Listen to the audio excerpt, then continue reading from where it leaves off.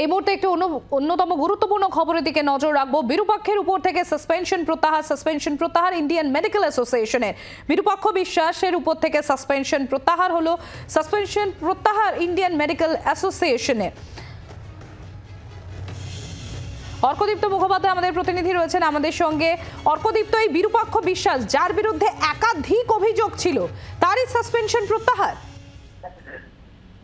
দেখো, দিল্লি থেকে Indian medical অ্যাসোসিয়েশনের দিল্লি ব্রাঞ্চ থেকে সর্বভারতীয় সভাপতি তিনি চিঠি দিয়েছেন বিরূপাক্ষ বিশ্বাসকে, এবং সেই চিঠির যদি একদম শেষ লাইনটা আমরা দেখি সেখানে কিন্তু লেখা আছে যে আইএম এর মেম্বার হিসেবে তিনি কিন্তু কন্টিনিউ করছেন। যে সাসপেনশন ছিল সেটা এই মুহূর্তে নাল অ্যান্ড ভয়েড হয়ে গেল, অর্থাৎ তাকে যে সাসপেন্ড করা হয়েছিল তার বিরুদ্ধে যে একাধিক অভিযোগ ছিল যার জন্য তাকে সাসপেন্ড করা হয়েছিল, আপাতত কিন্তু সেই সাসপেনশন তুলে নেওয়া হলো দিল্লি আইএম এর তরফ থেকে। অর্থাৎ অত্যন্ত বড় কিন্তু একটা খবর এই মুহূর্তে, কারণ আমরা কদিন আগেই দেখেছি সিনিয়র ডাক্তাররা ওয়েস্ট বেঙ্গল মেডিকেল কাউন্সিলের বিরূপাক্ষ বিশ্বাস এবং অভিজ্ঞকে ফেরানো নিয়ে বিক্ষোভ করেছিলেন, দুদিন ধরে অবস্থান করেছিলেন মেডিকেল কাউন্সিলের সামনে।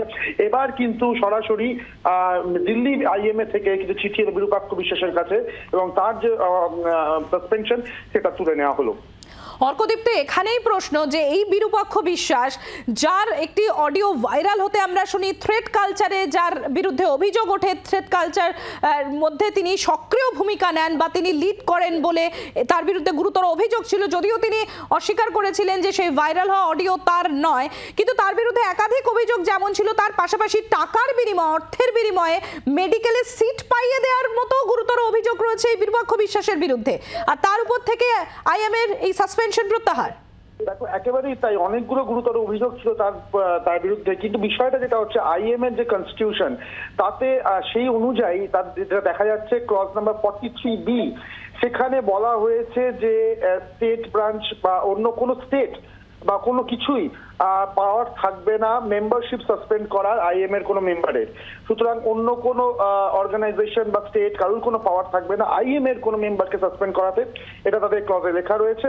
এবং যদি কাউকে সাসপেন্ড করতে হয় তাহলে সেটা প্রায় ইন্টিমেশন দিতে হবে আইএম এর অ্যাপ্রুভাল নিতে হবে, এবং তারপরে আইএম এর কনসিডার করলে বা কথাবার্তা বলে সেক্ষেত্রে সাসপেনশন করা যেতে পারে।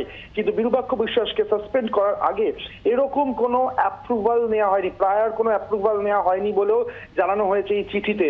ফলে এই কারণগুলোর জন্যই মূলত এই মুহূর্তে বিরূপাক্ষ বিশ্বাসের উপর থেকে সাসপেনশন তুলে নেওয়া হলো।